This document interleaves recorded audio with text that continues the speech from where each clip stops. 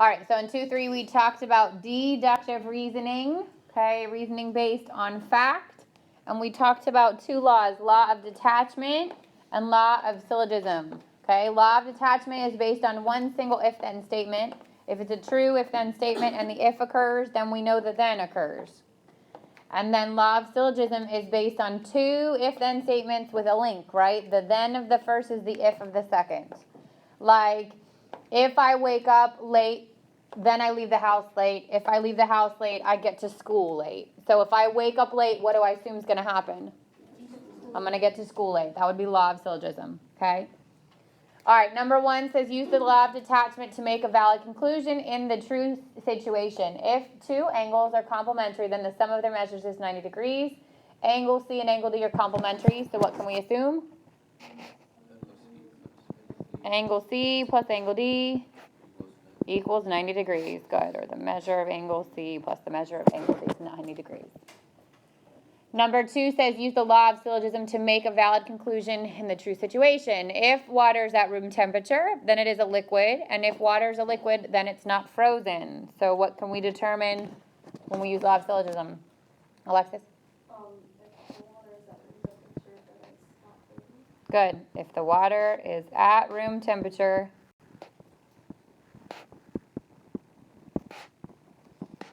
then it's not frozen. So take out the repeated part. Okay, use the true statements below to determine whether the conclusion is true or false. Explain your reasoning. If Jeannie does her homework, then she goes to the movies. If Joaquin goes to the movies, he buys popcorn. If Jeannie goes to the movies, then she buys popcorn. And then Jeannie does her homework. So can we determine from that Jeannie buys popcorn? Yes, right? It says if she does her homework, she's going to go to the movies. And if she goes to the movies, she buys popcorn. If Jeannie goes to the movies, then Joaquin goes to the movies. False, okay? All we know is that when he goes, he buys popcorn, but we don't know what causes him to go. Questions? So chapter 2, starts with patterns and reasonings. We talked about if-then statements. And then we're going to get into today some postulates and diagrams in which you're kind of going to revisit stuff we talked about in chapter 1. And then the end of the chapter kind of puts the two together, and we're going to start to do things called a proof, okay? Where you're using all the knowledge you know about geometry and the if-then statements to prove things about shapes or figures. So this is a lot of memorization, and a lot of it you already know, you just haven't put it into words, okay?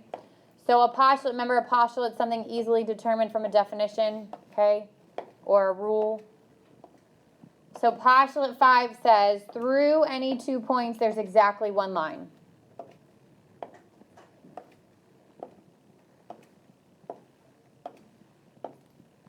And we know this. We know that 2 points form a line. The word exactly means it can only form one line. So if I drew 2 points up on this board or TV, and I asked all of you to go to the board and try to figure out a different way to draw a line through those 2 points, could you do it? There's only one line you can draw. And we're not talking about length, right? Because a line doesn't have length. So if I were to draw a line like this, it's the same thing as drawing this line, okay? They don't end, so that's the same line. Postulate 6 says a line contains at least 2 points, which means no less than 2 points. So you have to have at least 2 points to form a line, okay? And at least means at the minimum 2. So really there's an infinite amount of points on this line. Postulate 7 says if 2 lines intersect, then their intersection is exactly 1 point. So if we draw 2 lines, okay, where they meet is one and only 1 point. So they have to meet at a point, and they can only meet at 1 point. You can't bend a line to make it come back through. And postulate 8 says through any 3 non-collinear points, there's exactly 1 plane. So a little bit hard to do on a 2-dimensional surface, but let's pretend that this was along a wall and I had 2 points and then one above it. There's only 1 plane you can draw. And again, plane doesn't have size, so we're talking a plane that's vertical. Could be any of these planes. They're all the same plane. If I was able to turn a plane on its side so that it's flat, if you could picture like a horizontal one, then again, 3 non-collinear points. There's only one plane. So I could only, if I put 3 P's on a table, there's only one plane that you can form, and it would be that table, but that table would extend in all directions. So the word exactly comes back here. 3 non-collinear points, exactly one plane. Okay, postulates 9, 10, and 11. 9 is a plane contains at least 3 non-collinear points.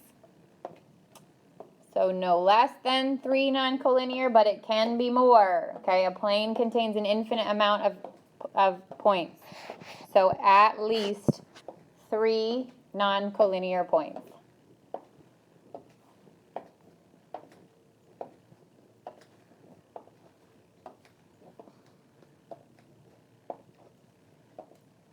Postulate 10 says if 2 points are in a plane, then the line that contains them is in that plane. So if 2 points are in a plane, then the line that contains those points would also lie in that plane. And postulate 10 says if 2 planes intersect, then their intersection is a line. So if I were to draw a vertical plane and a horizontal plane, okay, where they would intersect would be a line. Think about the sides of a box, right? The right side and the top side, they would meet, that little edge would be a line if that was a plane. Or the sides of the bookshelf, right? Where the side hits the top, that corner edge is a line. Okay, a theorem is a statement that has to be proven. So when we give you a theorem, it's not like a definition. A theorem is something that somebody thought, this always happens if this always happens, and then they took the time to prove that that was always the case. Okay, so it's been something that has been determined through deductive reasoning. They used fact to determine it, but it's not something like a definition. It took a little bit more work. Okay, the good news is the people have come before you, love math and discovering things about all of these lovely shapes and diagrams, and they've done it for you. Now you just have to figure out how to use it. Okay? So the first diagram, because we're going to get into a bunch of diagrams, is on perpendicular figures. A line is perpendicular to a plane if and only if, what kind of statement is this? A biconditional, good. A line is perpendicular to a plane if and only if the line intersects the plane in a point and is perpendicular to every line in the plane that intersects it at that point. It's a lot of words, right? Did you ever think you were going to write this many words in a math class? It's the beauty of geometry. So look at that diagram. You've got plane A, right? And then I've got line T that's running directly into it. And it doesn't have to happen at the center, but it has to happen at a right angle. So line T intersects plane A at one single point. And where it intersects it is a right angle. So that tells you two things. Because the if and only if, remember, we can put this in either order. So the if and only if says that that line is perpendicular to all the lines that run through that plane that intersect that point. All of those lines would be perpendicular to line T. And it says vice versa. If T is perpendicular to all those lines, then I know T is perpendicular to plane A. So all of those little angles would be right angles. Think about, again, if I took like a piece of paper and I laid it flat and I took a pencil and I poked it straight through and I held that pencil straight up at a 90-degree angle, then that pencil would be perpendicular to any line that intersects it that lies on that plane. Questions on that? Okay, so this says state the postulate illustrated by the diagram. I don't want a number. I want you to tell me what it is, because just because it's postulate 3, 4, 5, 6, 7, 8 in this book tells you nothing outside of it, okay? So I want you to give me the wording on it, and it doesn't have to be exact. Make it your own wording. So if I look at A, what postulate do we think that is? What do you think that that's trying to show you? tell me what 7 says. Go ahead. If two lines intersect, they intersect at a point. Good. If two lines intersect,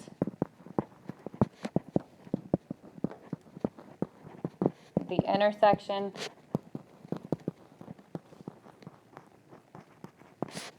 is a point. Okay? You could have said 2 lines intersect at exactly 1 point. That's same thing. Okay? So anything along those lines doesn't have to be the exact word for word.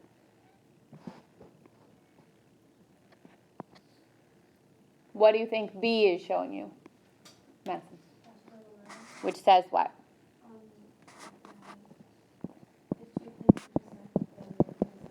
Good. If 2 planes intersect, their intersection is a line. Or the intersection of 2 planes is a line, something like that. All right, so now we're doing the reverse. Now it says use the diagram to write examples of postulates 9 and 10. So it's telling you which ones to use, and it's telling you to use this diagram to give the specifics. So what does postulate 9 say?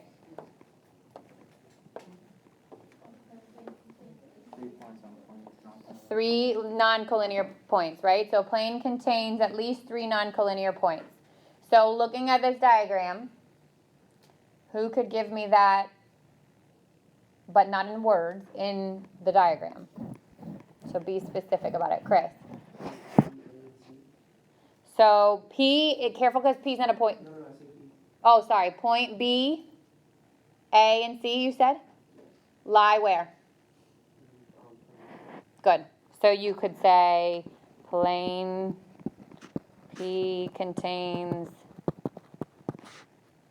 B, A, and C. You could say plane P is formed by points B, A, and C. You could say points B, A, and C lie on plane P. Any of that would work. What's postulate 10 say?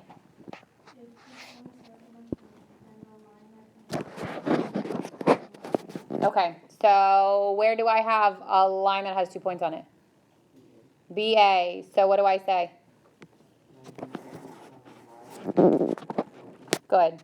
So because B and A lie on plane P, line BA or line AB lies on plane P.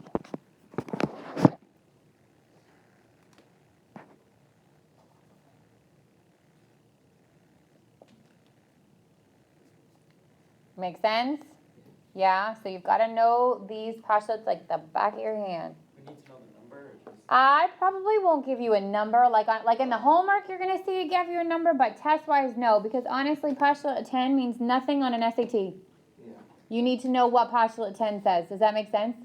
So I'm not worried about the number. And the number literally just means it's the 9th postulate mentioned in this book and the 10th postulate mentioned in this book. That's the only significance of that number. It's just that the directions in your homework will say something like that, like use an example of postulate 9. But on your test, no. All right, so let's look at these one at a time. The first one says A, B, and F are collinear. Are A, B, and F collinear? Yes, so that one is not the one that can't be determined. Then E, B, and D are collinear. E, B, and D are collinear. Is that true? So just because there's not a line drawn doesn't mean it's not true. Can you put a straight line through those 3 points? Yeah, they are collinear. So be careful. Again, remember sometimes the trickiest part of geometry is thinking about is it possible, not do I already see it. Those 3 would lie on a line. So it's not that one. Okay, AB is perpendicular to plane S. So AB is this line here, or segment here, AB, is perpendicular to plane S, which is the red one. Do I have a little right angle there? Yeah, so this is true. That's not the false one. Okay, then it says CD is perpendicular to plane T, CD, perpendicular to plane T. Is that true? No, there's no right angle there, so this is the one that does not work. And then the last one said AF intersects BC at, and that little line should be over the BC.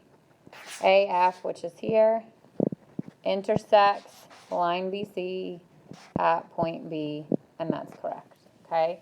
So the only one that you couldn't determine from the diagram is that there was no right angle there where CD intersects plane T. Even if it looks like it is, if that angle is not there, you can't assume it.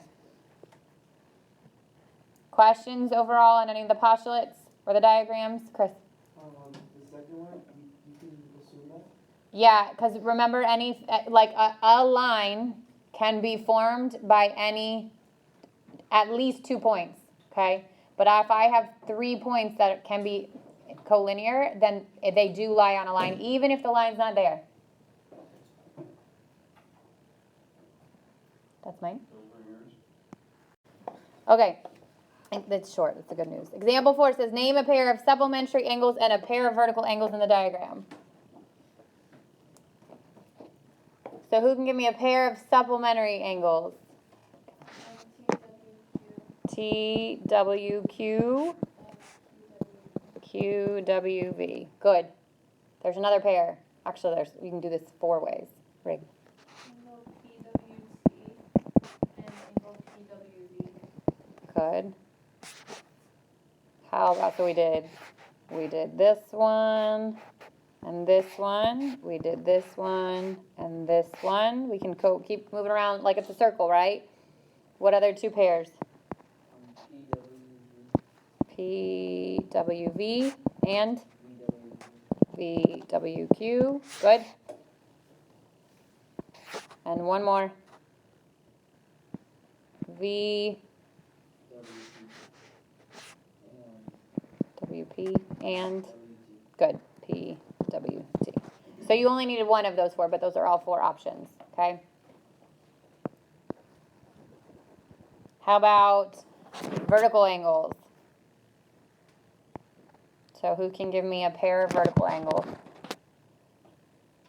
Remember that the sides of one angle form the sides of the other. So this would be, these 2 would be vertical angles, right? Angle PWV and angle TWQ.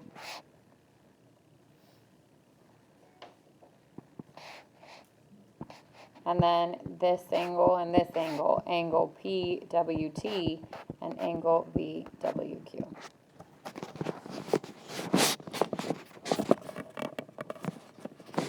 And yesterday's quiz confirmed a couple of things about both those. 1, do supplementary angles have to be adjacent?